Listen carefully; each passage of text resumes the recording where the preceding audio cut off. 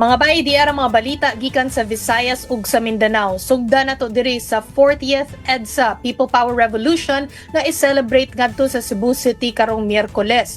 Unya katong mga nabiktima sa bagyong Tino kay aduna sila'y tsansa nga mag-file og mga kaso.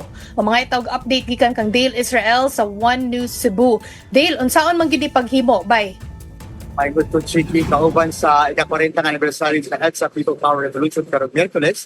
Tabangan kuno ang mga biktima sa baha atol sa Typhoon Tino ang maka-file og kaso batok kayong mga kontraktor. Dahil sa mobile application ilungsad sa Free Legal Assistance Cebu Chapter ug Simbahan Katolika tungan sa Supak Rally ang pagbuhaton nga anibersaryo sa EDSA. Dahil ini makakiha ang mga nabahaan sa kontra sa mga kurap na opisyal o kontraktor na nalandigit sa mga palpak na mga flood control projects para mapaliko ng kaso batok nila. Sa daw sa anibersaryo sa EDSA City, pagsugod sa mga programa pinahingit sa Santos Misa sa Basilica Minore del Santo Niño de Cebu sa 1:45 sa hapon. Nagdalas 3 sa hapon, dungan patingog ang kampana sa 164 na parokya sa Island of Cebu. Simboliko pa. Gundo. Kuman sa programa, magmarcha ang mga wakil na ikon sa Plaza de Dependencia sa Cebu City. Di pagimo na sa karina, simbolikong pagsugat talit sa mga civilian o military nga itong 1960. Manausap ang flower offering ang archives o sa mga lugar. Kaya, adunay sa kanilipong ang mga rosaryuman, mga bulak at ang kalibre, anak sa tambo. Ito bisan kinsa pwede magtambong sa kalimutan sa anibersaryo sa EDSA ang pagbugot na didili ang pagsaka sa mga politiko sa entablado o ilabaw pa. Hindi sila pwede mag-speech sa rally. Kanilang una din sa Cebu, balik sa match. Daghan kayong salamat bay ha, mauto si Dale Israel gikan sa One News Cebu.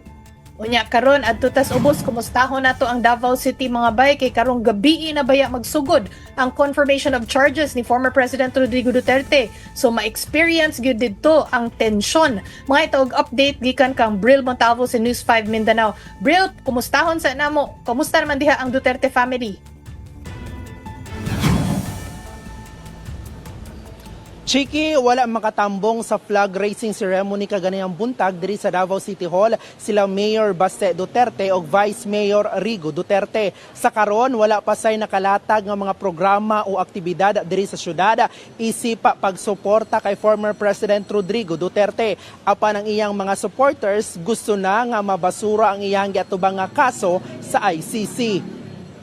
Chiki, wala mito ang mga Davaoenyo ug mga taga-suporta ni FPRRD nga aduna kini nahimo nga sala nga extrajudicial killing sa iyang kampanya kontra illegal nga droga sa iyang administrasyon kaniadto. Sumala nila, mas nakatabang matud pa ang programa ni Digong sa war on drugs kaniadto tungod nahimong hapsay ang palibot ug mikunhod ang krimen sa nasod. Kung itandi sa panahon karon nga daw midaghan ang mga drogista sa Pilipinas, ang ubang Davaoenyo sab nahimong emosyonal tungod sa gidangatan ni Tatay Digong nga nakakulong karon sa ICC detention facility sa The Hague, Netherlands. Aduna sab sila'y hangyo sa administrasyong Marcos. Atong paminawon Chiki ang pipila ka mga sentimentos sa mga Davaoenyo. Sa Marcos administration, hinaot unta nga ilan ang paulion si Tatay Digong kay wala man yun na siya sala. Ikaduha, tigulang na siya. Kailangan makauli na siya. Ako gisikitan yun ko ba? Wala bagay siya sala. Wala sala, tigulang. Butang-butang nga siya sala ka, di mao. Binuang na.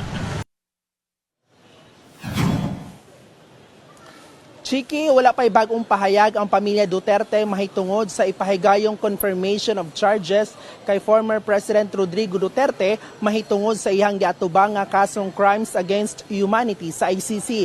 Apan ang pag-umangko niini nga si Congressman Harold Duterte gipadayag nga ang mahitabong paglitis unya kay Digong kay plain and simple politics lamang kuno kini.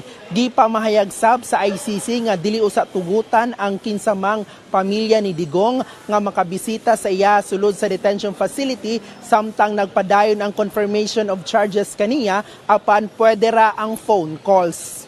Chiki. Daghan kayong salamat nimo bay. Mao na si Bril Montalvo gikan sa News 5 Mindanao. Diri ra sa Takutob no, magkuyog na sa taugma mga bay para sa mga balita gikan sa Visayas ug sa Mindanao. Ako si Chiki Verhel.